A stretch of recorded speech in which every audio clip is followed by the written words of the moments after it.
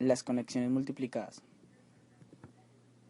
El correo pasó de ser uso como servicio público y de consumo social. Esto gracias al fenómeno de retroalimentación entre redes, dado que el ferrocarril y las líneas marítimas reforzaron esta red de comunicación. La modernización del correo fue posible gracias a modelos de eficiencia, siendo la reforma de Rowland Hill en 1840 con su rasgo más característico, que fue el sello de correos, el Penny Post. A inicios de los 40, por medio de la red marítima, el servicio postal se fue regularizando los envíos de Londres a centros financieros como Nueva York, Asia o Latinoamérica. El telégrafo. El telégrafo eléctrico supuso el primer encuentro de estas fuentes de energética y el ámbito de la comunicación. En los 40 nacen empresas dedicadas a su explotación, tales como Magnetic Telegraph, de Morse and Electric Telegraph, Coke and Weston. Poco más de 20 años ya se había expandido y se establecieron las primeras redes internacionales, conectando Francia, Alemania, Bélgica, Gran Bretaña. En el 66 se conectó Europa y Estados Unidos.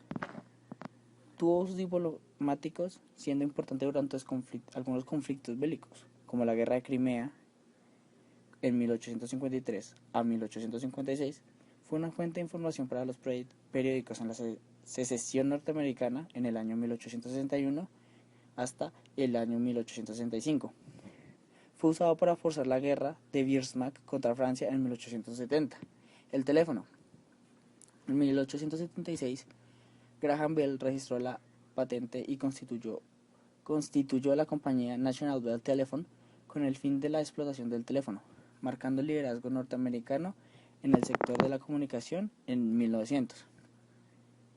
En 1900 había un dispositivo por cada 60 estadounidenses, un teléfono cada 1.200 habitantes en Francia y por cada 7.000 en Rusia, convirtiéndose en Europa un artículo de lujo dado su elevado coste y el desinterés de su utilidad en el espacio doméstico.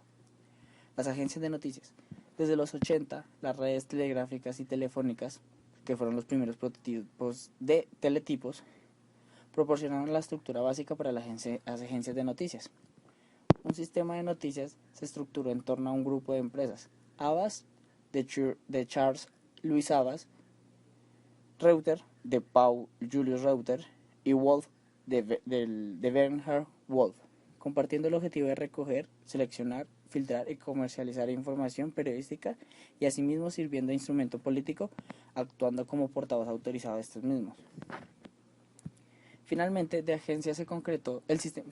sistema de agencias se concretó con el reparto del mercado de noticias. Este quedó organizado en 1870 por zonas de influencias tensas. Havas controlaba Francia, la cuenca mediterránea y algunos países latinos. Reuter controlaba Gran Bretaña, sus posiciones imperiales y el Extremo Oriente. Y Wolf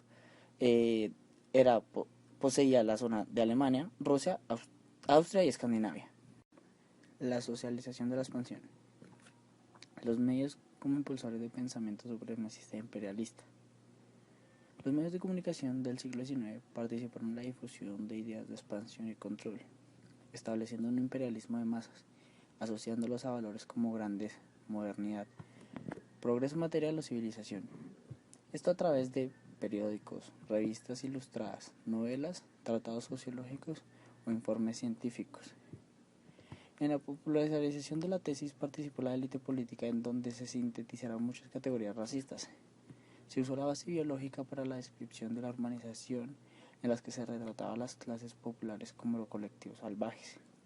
Esta modalidad de la representación social fue empleada por John Tenniel como portada de una revista en 1881, haciendo alusión al movimiento nacionalista. En ella confrontaba la figura de un violento irlandés de rasgos simiescos frente a la fortaleza y templanza de Britania. La mundialización afectó también a las ideas.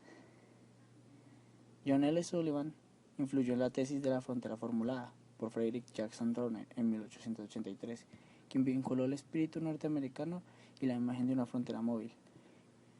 También estuvo presente este pensamiento imperialista en la obra del escritor Rudyard Kipling, impulsor de la idea sobre el poder de la raza blanca, que luego se trasladaría al cine.